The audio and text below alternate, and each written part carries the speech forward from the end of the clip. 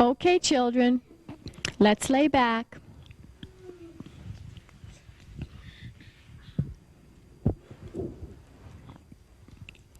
And now, allow your eyes to close as you imagine that you are outdoors in a very quiet, peaceful, safe place.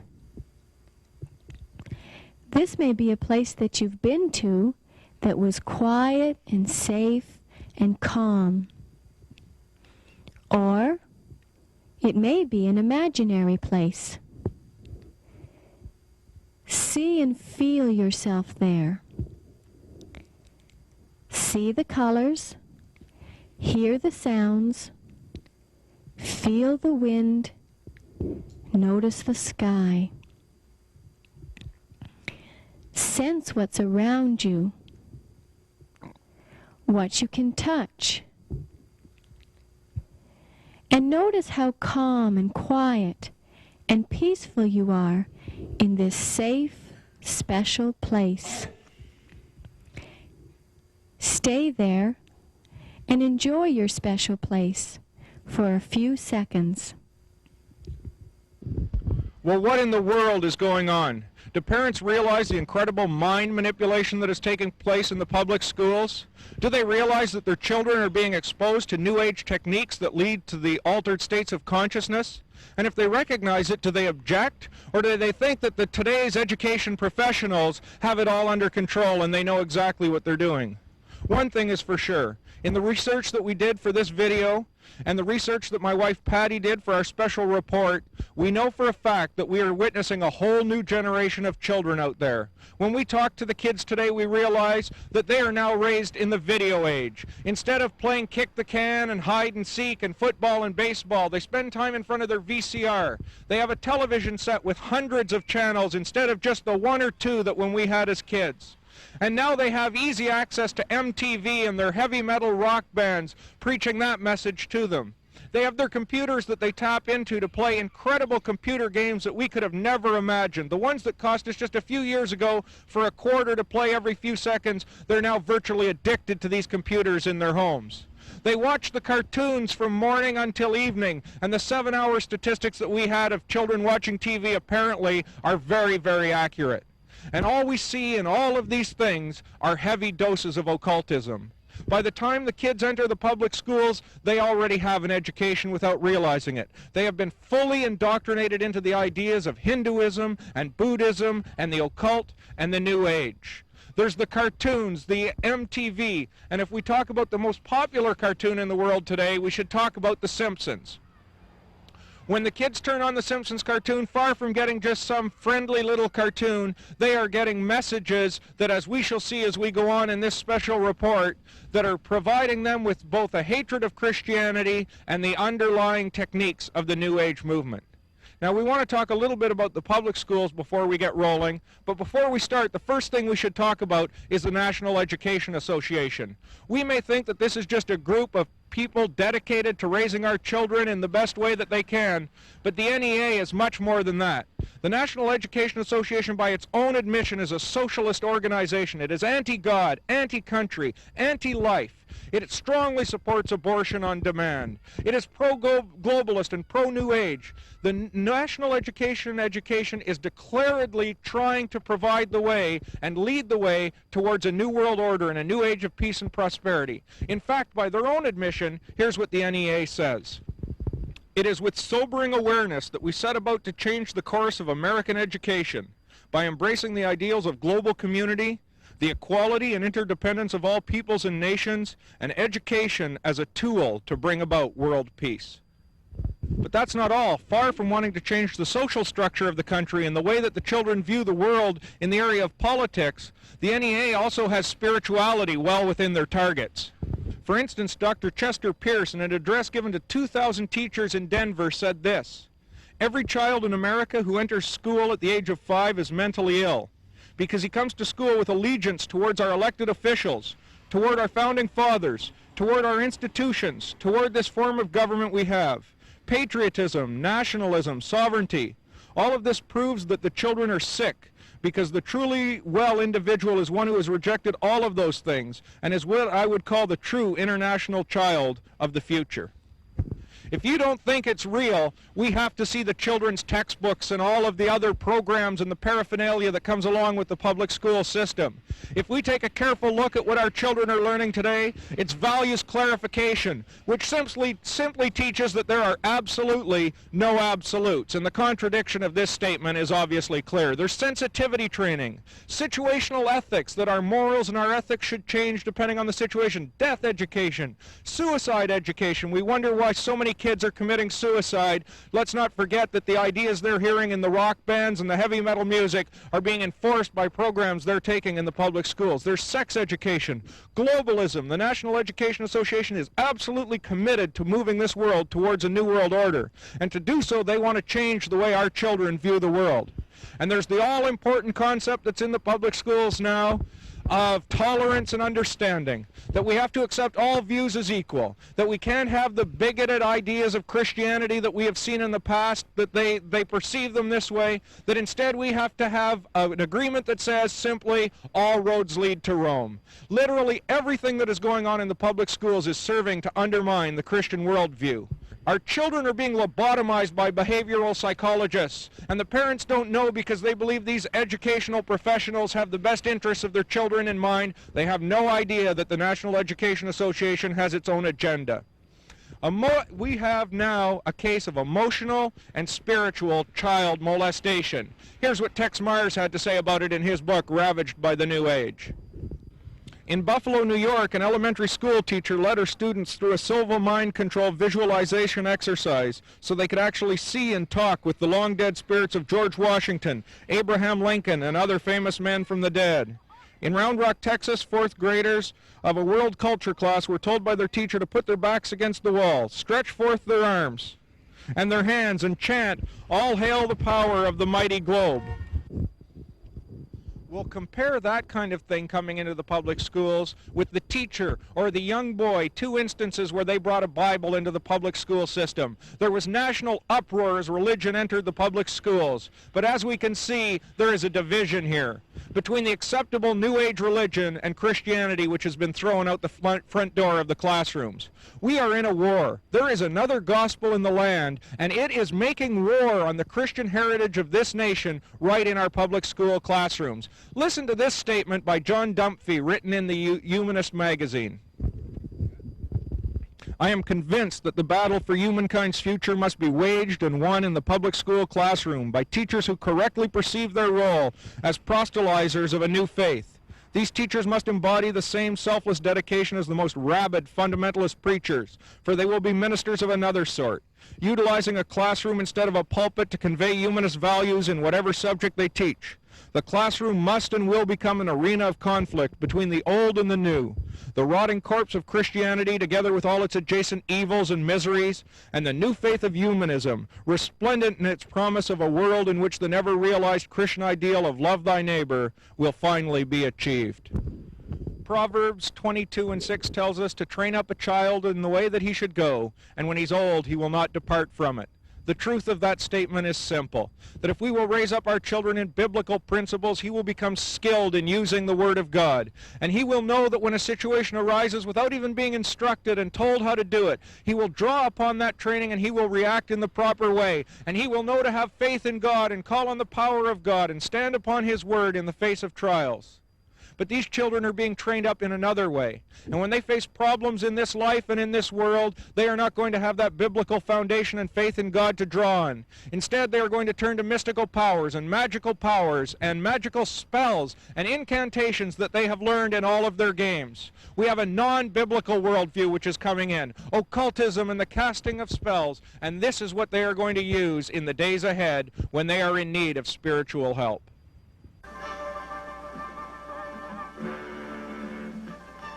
From beyond any known galaxy, bringing with them the laws and ideals of their doomed planet Thundera, come the Thundercats.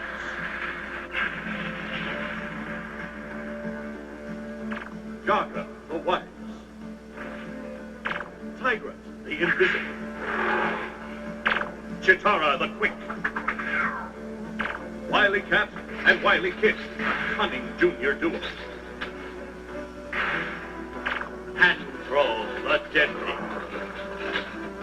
And the Snot, the Thundercats, all sworn to serve their young lord, Lion-O, and to instruct him in the secrets of the Eye of Thundera. The eye embedded in the hilt of the mystic Sword of Omens, and the source of the Thundercats' power. Thunder, thunder, thunder, Thundercats, ho!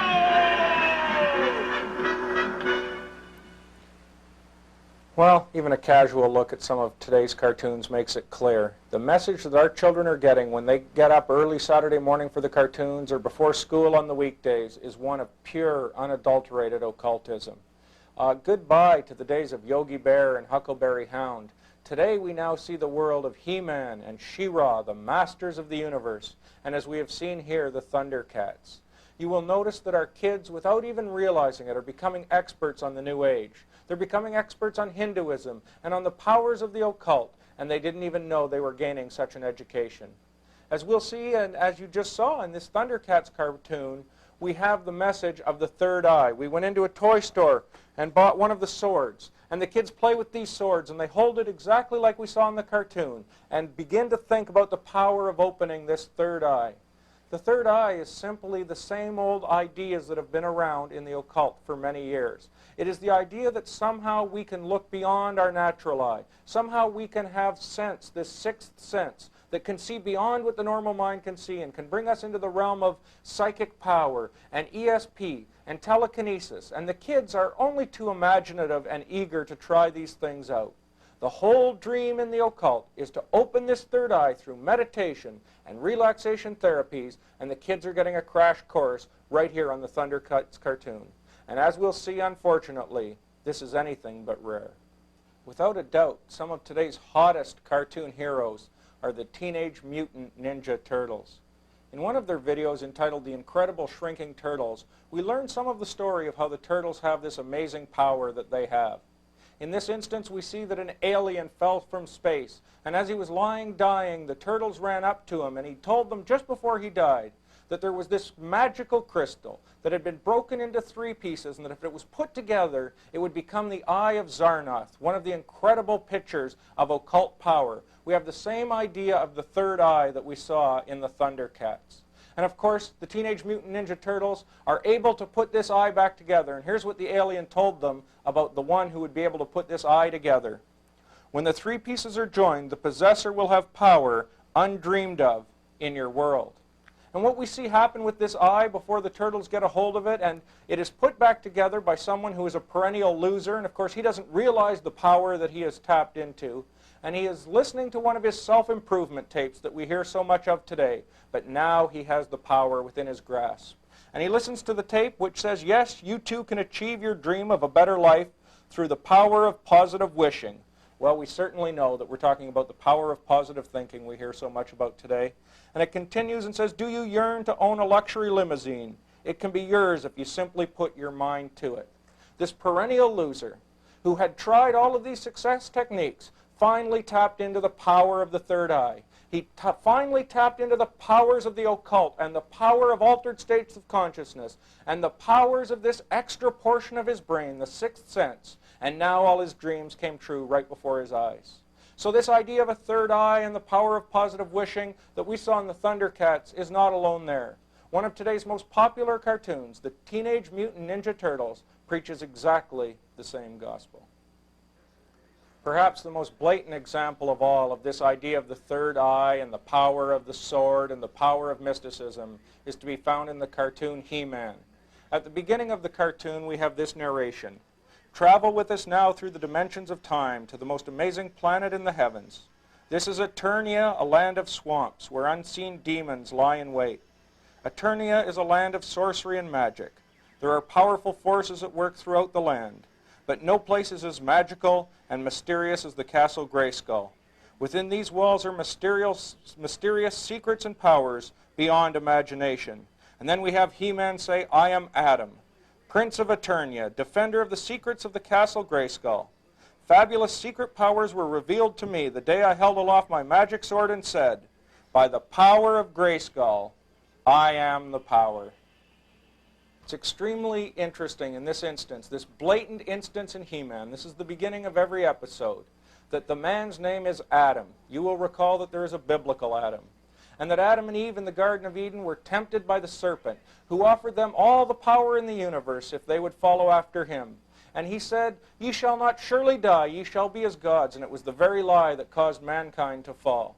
And of course we have this new Adam, who realizes his power how?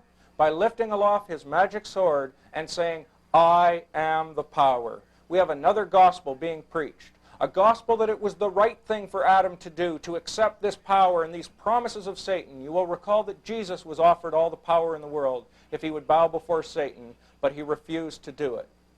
The gospel of He-Man is the exact gospel of the Garden of Eden. It is the exact gospel that caused Satan to be cast from the heavens. This idea that we are gods and that we have all the power within us, and that if we can use this power, we will become rulers of this universe, or the most powerful man in the universe. It's also interesting that the episodes of He-Man enter with a story about saying we must go. Time grows short, and we have to await the one whose coming is foretold by legend.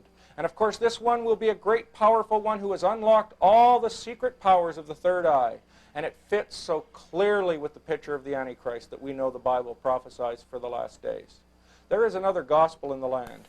And when our children get up and watch the cartoons on Saturday mornings, they are having that gospel preached to them. We think they hear the only gospel they hear on Sunday mornings, but Saturday mornings, it's as deep a gospel as we can imagine that is being preached to them. Unfortunately, it is the gospel of Antichrist and not of Christ. The Thundercats, the Teenage Mutant Ninja Turtles, the Visionaries, He-Man, these are only a few examples. We have to watch these cartoons with our children and make sure we know exactly what it is that is being force-fed into their little minds. A main feature in the occult world is the use of visualization, and in this process the person using visualization would create in their mind or play over and over again in their mind a power or some skill they would like to possess. For example, in the athletic world, athletes will often play over and over again in their mind the perfect volleyball serve, and at some point they claim that they actually do pass over from imagination into reality, and they can perform that perfect volleyball serve that they've been playing over and over again in their mind. And the same happens in the occult world, and this is the danger when children are playing role-playing games like Dungeons and Dragons. They play over and over again in their mind, having the possession of some power and being able to cast spells. And the same thing happens once again. They do pass over from imagination into reality. They are no longer creating the scenes in their mind anymore. The scenes and the spells and powers are actually taking place. There's been a great debate over the dangers of the fantasy role-playing games for a number of years now. But despite suspected links between suicides, murders, and Dungeons and Dragons, teachers continue to use the game to enhance the reading and math and imaginative skills of their students. For example, Tom Vercoe of the Toronto Board of Education claimed back in 1985 that he does know the game has come under fire because it's been linked by some to murders and suicides in the U.S. And more recently, the 2 murders in Orangeville, Ontario, Canada were also linked to Dungeons and Dragons. But that's not going to stop him from teaching his students to play the game, he claims. Just 1 month after Vercoe made this comment, a 16-year-old from Killaloe Station in Canada shot himself.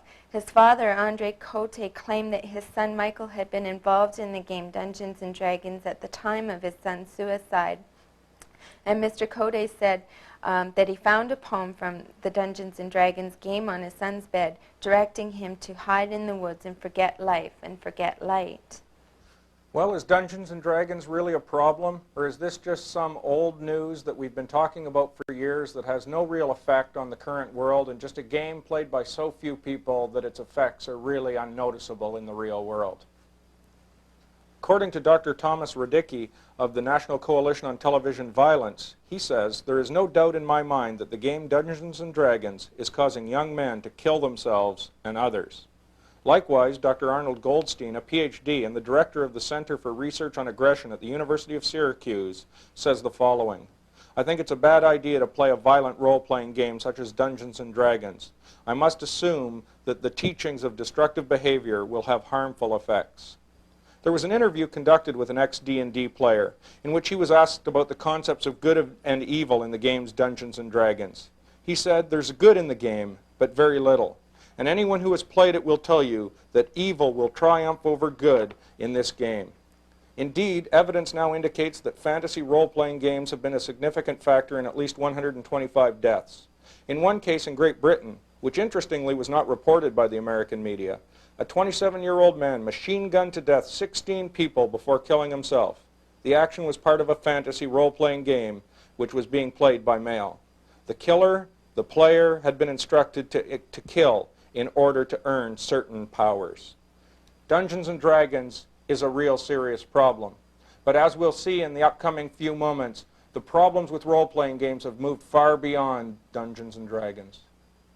Because in Japan, I've heard that they're really into the role-playing games where you don't just bash people and kill them. You go around and you gotta use your head and stuff. But here it's sort of half and half.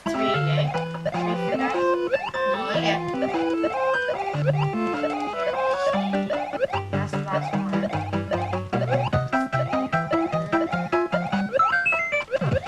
Oh yeah, you missed this part. You missed the coin. I know where the coins are. It's just that I can't get over them. Any idea at all that Dungeons and Dragons is a passé concern in the years gone by and that no one really plays it anyway is shot down immediately when we go into our local video store or into the toy stores and take a look at what the newest toys are. Because some of the hottest selling items, of course, are the Nintendo games, and I'm sure we've all heard of Nintendo by now. And as we went into our local video store where they rented the games, we asked the sales clerk and he told us that they were sold right out, that they were rented every night and the kids who couldn't buy them were just renting them one night after another every time they could get their $5 to rent the games to play them. So we began to take a closer look at the Nintendo games, and as we walked down the aisles of the video store, we saw the incredibly descriptive titles. I'm looking at here some of the instruction manuals for Final Fantasy, and we'll talk about this in a second, Dungeon Magic, Wizardry, and this was only the beginning of what were in those video counters. Then we went and conducted some interviews with some young men who were video game addicts, so to speak, and who spent all their time at these games, and we learned, as I mentioned off the top of this report, that it's a whole new world out there. These kids are talking in terms we don't understand. They're in front of their video boards, and they totally understand and are entranced in a world that we know nothing about.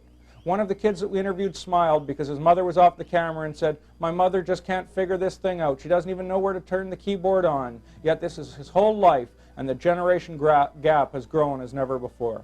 But to move beyond that and talk about these games, we began, as these children were playing the games and they were describing them to us, we began to look through the instruction manuals. And I have here one for Wizardry, and I don't know if you can see it from here. Maybe we can get another shot of it off camera. You know, the Bible tells us that in the last days that the whole world will worship the dragon. And here we see right on the cover is the dragon. These kids are becoming acclimated to this very kind of thing. And I began to look through the instruction manual, and I see here how to cast magical spells and mage spells and cleric spells. And you go to the pages that it's listed on, in this instance page 41, and they have complete descriptions of how to cast spells and how to contact powerful spirits and how to use these spirits and these powers to overcome, obviously, evil or good, because there's both white and black magic in these books. We picked up another one to see if that was just coincidence, and it's Dungeon Magic here.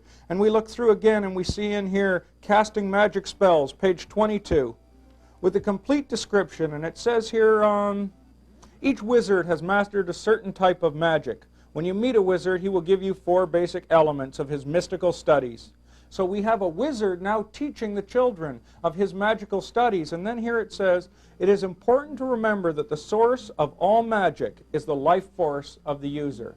This is the teaching of the occult. This is exactly what we were introduced into in Star Wars and E.T., that there is some magical power, some life force that runs throughout the universe, and it is this power that we can tap into for either good or evil. Of course, in Star Wars, Luke Skywalker would tap into it for good, and Darth Vader would tap into the same power for evil. So there was no God judging the hearts of mankind. There was no moral code to live up to. We just had this power that we could use at our discretion. And here is this teaching right now in these video games. So it is not just some social misfit who is off playing Dungeons and Dragons in the corner somewhere. Now it's the very Nintendo games. I look at another one here just to show you that this is not just an isolated example. I'm looking now at the instruction guide to one of the Nintendo games, Final Fantasy. And I look in here, page 72, white magic. Page 76, black magic. And once again, it's how you can get in touch with your wizard and learn all the levels of magic. You see, it's not just a simple one little thing. There are 8 different levels of magic, both white and black, that the kids can tap into here.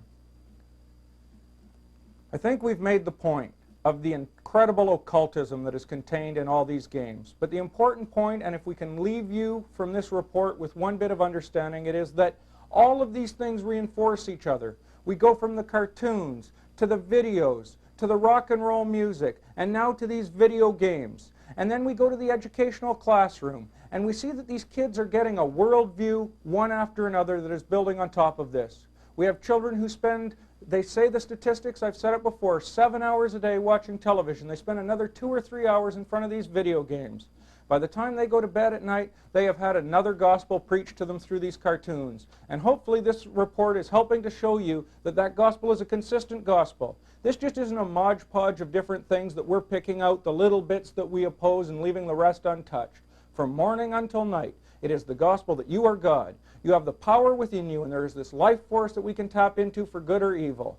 And this generation is being set up for a deception, the worshiping of the dragon. And you look at the fronts of these video games, and one after another, it's a dragon pictured or a serpent. And the kids are eating it up and being groomed for the day that lies ahead when the Antichrist is revealed to this world.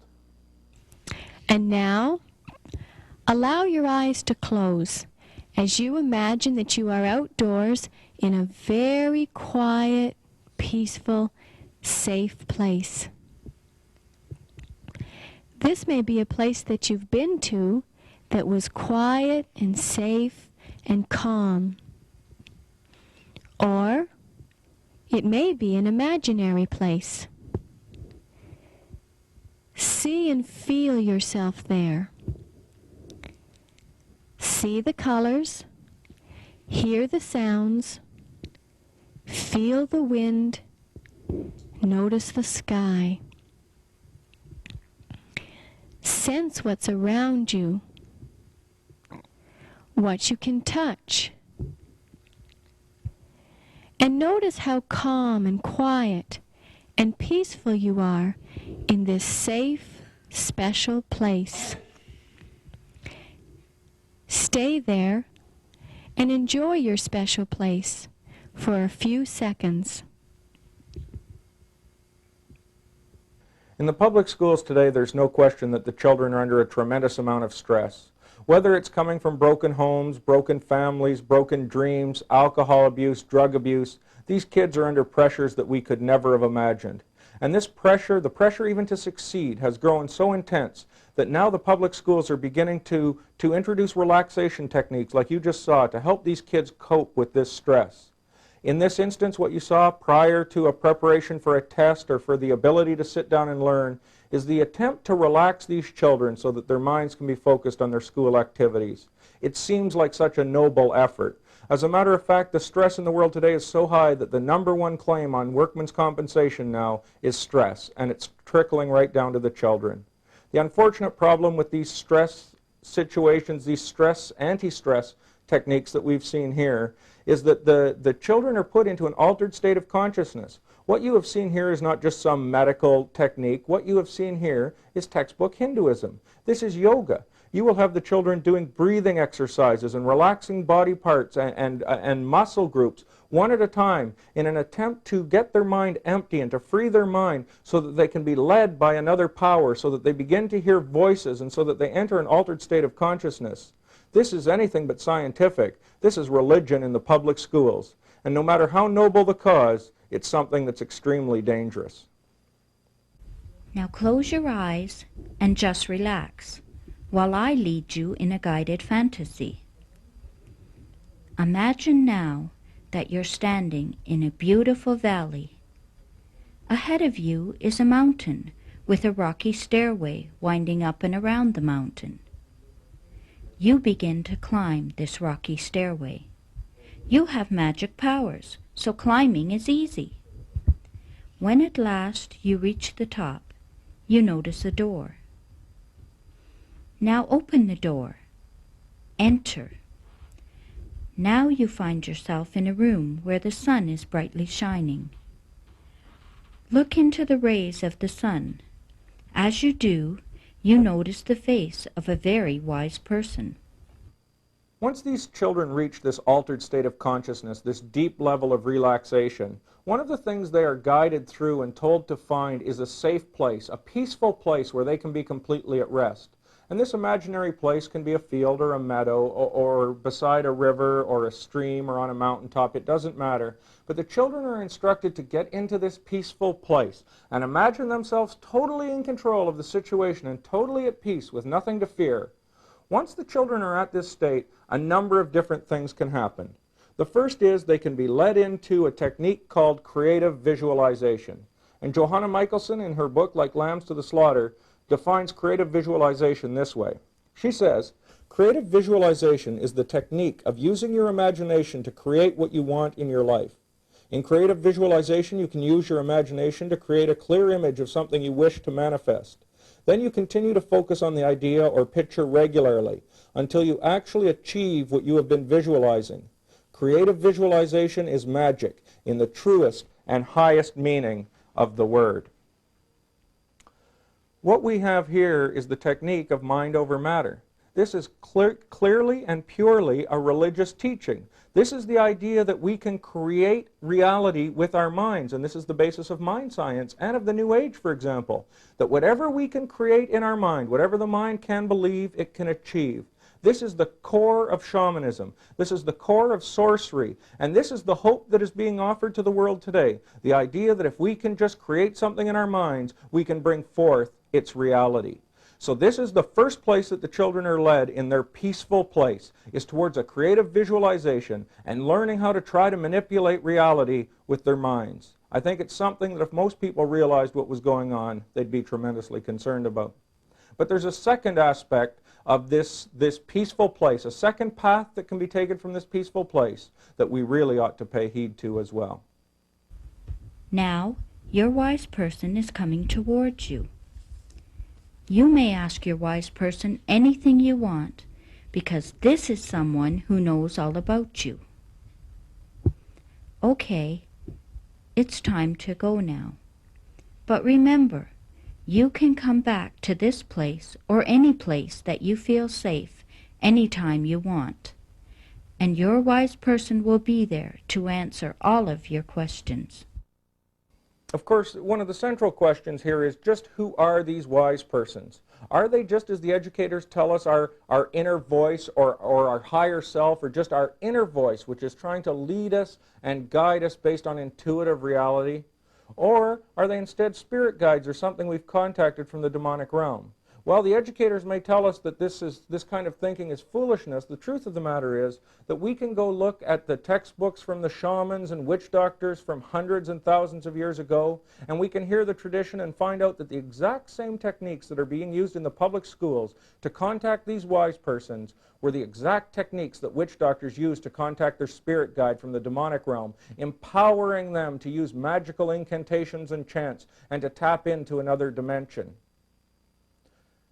One of the leading educators in this area was Dr. Beverly Galian, and she was quoted as saying, "We don't call them spirit guides in the public schools, we call them imagery guides." And of course what she was referring to is the fact that let's just change the name so we don't raise an uproar and we don't get people concerned because they believe they're doing, of course, the very best thing. Another example of this contradictory explanation of what's going on here was pointed out by Dave Hunt.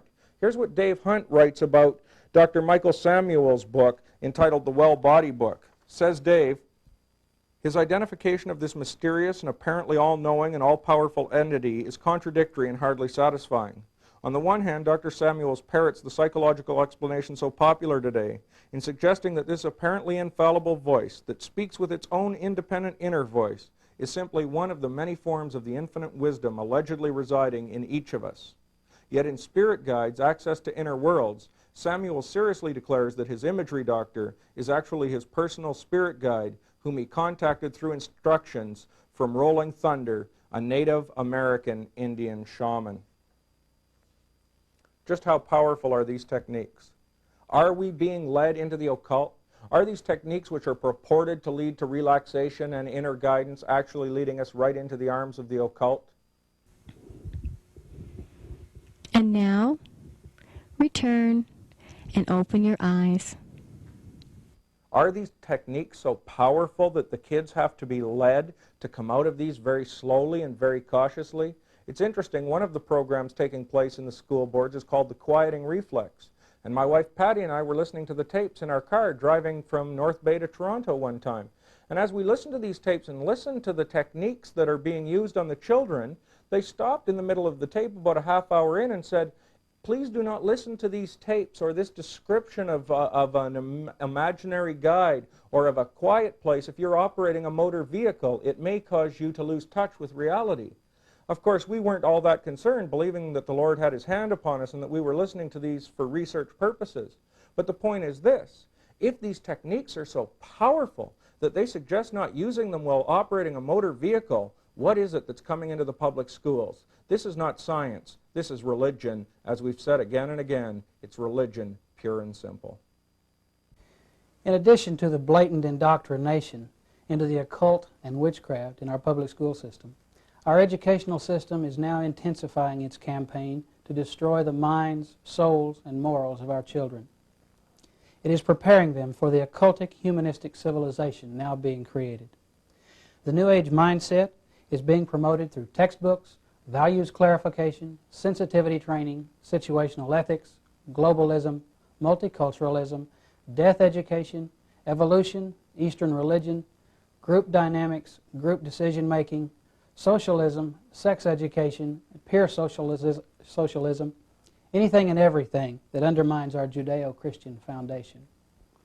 The public education system seems to be completely out of control. Generally speaking, though, teachers really aren't at fault. The system is. The system that allows disrespect of teachers and administrators. The system that allows social passing of functional illiterates because retaining them might injure their delicate psyche or self-esteem of the at-risk child. Before coming to the Omega Letter, I spent several years in Toronto counseling young people who had come into conflict with the law or had trouble at home or at school. Some of these kids were runaways or prostitutes. Some were young offenders. There were drug addicts. There were alcoholics. There were car thieves. There were gang members. Most of all, they were all children. Children who had taken the wrong path somewhere in their lives. What amazed me the most at the time was the intense interest that so many of these kids showed in the occult. Many declared themselves to be witches or warlocks, and almost all of them, and I'm not exaggerating, wore jewelry or had tattoos that expressed this satanic or occultic interest. Many of them tended to gravitate toward heavy metal music, people like Ozzy Osbourne or groups like AC/DC and Black Sabbath. And if you listen to any of these groups for more than a few seconds, you'll see that it's not the quality of music that attracts these kids. It's the image. I asked one 17-year-old who was in for trying to kill his stepfather why he liked Ozzy Osbourne so much. He told me everybody likes Ozzy Osbourne. Man, he tried to kill a chicken on stage once. There's nothing inherent in occultism or Satanism that attracts these kids in the first place. It's almost always the image that they feel they can have. The image to their peers as somebody who's really into something radical, or the rebellion against the authorities like counselors or teachers or parents. If you look at the childhood of many of these kids who become involved in Satanism as teenagers, you'll find that they began their interest in the occult at a very early age. They may have played a lot of arcade games or read bizarre novels. Maybe they were involved in Dungeons and Dragons. But whether it's playing Nintendo or watching He-Man on TV, the theme that they're receiving is the same. They're bombarded with evil thoughts and occultic ideas right from a very early age. And this whets their appetite for later when they become teenagers and they start gravitating toward a peer group of people who share a common interest. As the time passes and the kids get older, their interests become more intense. You move beyond Nintendo and start getting into casual gatherings to talk about the occult or to play Dungeons and Dragons. Gradually, you want to try things that are even more extreme, and you may have a seance. Often they'll try and contact spirit beings or even the spirits of people who have died. Then they might even get into Satan worship, or devil worship as it's known, and they may try animal sacrifices. I remember living in Toronto, the police actually told people to keep their black cats in the house because black cats were a favorite sacrifice for cult groups. During our research for this video, we had the opportunity to talk to several people who sell Dungeons and Dragons games and other role-playing games. If you ask them what they think of the controversy of Dungeons and Dragons games and if there's any danger, they almost always say the same thing. A sick kid is a sick kid, and if he's going to do something and commit a crime or kill himself, he was going to do it anyway. It doesn't matter whether he's playing Dungeons and Dragons or playing Monopoly. This is totally wrong. There are specific messages within Dungeons and Dragons and other role-playing games, as well as in heavy metal music. Those messages tell kids specifically to kill themselves or to kill someone in their family or to harm their teacher in some way. You can't tell me that it's the same telling a kid, a depressed kid or a kid who's disturbed in some way, you can't say it's the same thing to tell him to go kill his teacher as it is to tell him to pay rent for landing on boardwalk. That's an extremely narrow view. Children are extremely impressionable, and it's important in these early formative years to let them know what's healthy and what's responsible. Proverbs tells us to raise up a child in the way he should go, and when he is old, he will not depart from it. That's an awful lot different than telling a kid, do whatever you want to do, because if you do something wrong, you are going to do it anyway. Well, how do we summarize it all? I think the children evidently are getting a whole new worldview, a worldview that we never knew. For example, when we talk about visualization, you'll notice that we pointed out how it starts in the cartoons with the third eye. And then we moved on to the computer games, how the kids are actually now learning to utilize these powers and these magical spells and the casting of spells. The kids are learning now how to become proficient in the use. But of course, this is just the fantasy world. This is just playing around in games until we get to the public schools. By the time we get to the public schools, the kids are told, no, these ideas that you gained in the cartoons and in your computer games are the real thing. We're now going to practice them in the public school system. And then we move on, and as those of you who read Johanna Michaelson's book, The Beautiful Side of Evil, will know that when Johanna contacted her spirit guide in the occult, she did it using the exact same techniques we had in the public schools. And Johanna will tell you about her experience with Silva Mind Control. And those of you who know someone who've taken this program will know that when they graduate, they are given their money back if at the end of that course, through the use of visualization and psychic power, they cannot identify the illness of someone by just looking at a closed file folder on the desk. When you get to it, you see the end teaching becomes, you are God's. All the power lies within you. You have potential like you've never known. And it's the central teaching of the Garden of Eden. A whole worldview is coming forth here. Another area of concern that we talked about was the use of toys. And in the clip that we saw where my wife Patty talked, she mentioned about the fact that athletes will rehearse something in their mind, believing that if they can see it in their mind, then they can achieve it in the physical realm, and that somehow this mental power will be translated into activity. And of course the children then go to the toy stores, and they've watched their cartoons, and we know that the cartoons have become really nothing but 30-minute programs advertising the toys in the toy store. And the kid will go and, as we saw, get his magic sword. Or he will get these other toys and he will begin to play with them. And he'll begin to act out. And of course, with children and their imaginations, the one thing we know is it's not long until they're out playing with their friends and their imagination becomes alive enough that instead then of calling their friends names or sticks and stones will break my bones, they're casting spells on each other that they've learned in their games. There's a break that takes place here, and it's something that's very dangerous. We're not talking about backward masking here. We're not talking about being paranoid. As a matter of fact, one of the clever things that educators laugh about is how paranoid fundamentalist Christians sound when they complain about these things, because it sounds so outrageous. It sounds so off the wall. But we're not talking about a few words backwards on a record album here that may say something. We are talking about outright indoctrination. We have gone beyond the hidden ideas in the back room of a circus right into the main public school system. There is an agenda. There are ideas that are coming forth, that are being brought purposely forth into the ideas of our children. Let me just summarize that for a second. I want to read you a quote by Grant Tinker from NBC television. He was in charge of programming there. And he said, speaking of drug use in the children, that subtly they can begin to change people's thinking. He says this: if we can start changing attitudes in this country, we can start changing behavior. Likewise, Jay Winston, who's an insider on media programming, said this: we have now come to a place of being nothing short of the application of Madison Avenue expertise to affect the population through mass media. Bonnie Reese, a lawyer, is so convinced that we can change the minds of the children through subtle means in television that she has left her practice now and is trying to weave environmental themes throughout children's programming. And Ted Turner, in our final example of showing just how powerful this shaping is, he produced a series recently, I think it was a 7-hour miniseries, or it may even have been longer, called A Portrait of the Soviet Union. And when he was asked by someone, hey, this does not seem to reflect reality at all, here's what Ted Turner said: when you paint a portrait, you can paint whatever you want. I didn't say it was a true picture.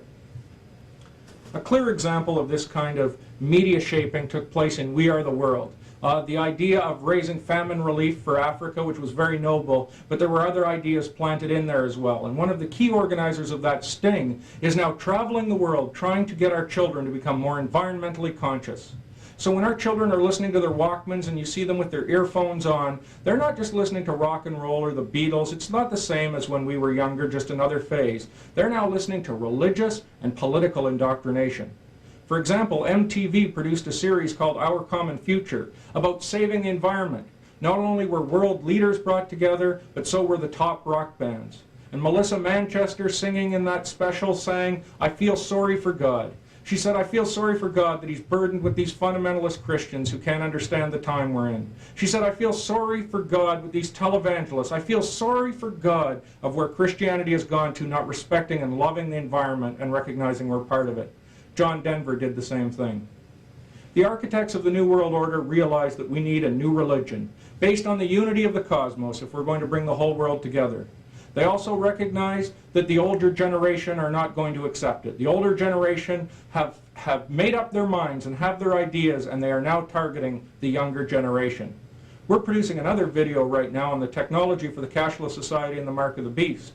What's interesting as we're shooting these videos over top of each other a little bit is the fact that in the cashless society, the electronic world, the problem is getting the older generation to utilize the technology. The older person still wants to go to the teller and deal face on face with Mrs. Smith at the bank, whereas the younger generation have never seen a teller. They are in and dealing with their automated teller machines all the time. It's that generation gap that we're watching disappear here, and the same thing is true with our children. They're hearing another gospel. I don't want to overstate the case, but America is no longer a Christian country. As a matter of fact, if you look through it through the eyes of the children, they live in an occult culture. And that's a dramatic statement, but I believe it's entirely accurate. If we are going to battle this occult culture, the Lord has only given us certain weapons of warfare. And I believe those weapons of warfare are spiritual and not carnal. Let's take a look at a quote from 2 Corinthians chapter 10. "For though we walk in the flesh, we do not war after the flesh. For the weapons of our warfare are not carnal, but mighty through God to the pulling down of strongholds, casting down imaginations, and every high thing that exalteth itself against the knowledge of God, and bringing into captivity every thought to the obedience of Christ." Ephesians chapter 6 tells us that we wrestle not against flesh and blood. The battle is for the souls of the youngsters of this land, and for the not-so-youngsters too. Our battle is in the spirit, it is not in the flesh. It is not primarily through the legislatures or through the courtrooms. This is a spiritual battle. If we are telling our children not to play the video games and not to watch the cartoons the occult ideas we're seeing, and yet we go out and partake in our own fleshly activities, listening to country and western music instead of rock and roll, and doing things that the children know, these kids are intelligent, they recognize the hypocrisy. And so we have to live in front of our children, not just tell them what to do, but show them. We are living epistles, known and read of all men. You know, in the banks, they will tell a teller when they're looking for a counterfeit to look for the real thing, and learn the real thing, and then they'll recognize the counterfeit. On Sunday evenings, I believe our children should be with us in church. We shouldn't leave them at home to watch the cartoons and America's Funniest Home Videos. They should be with us.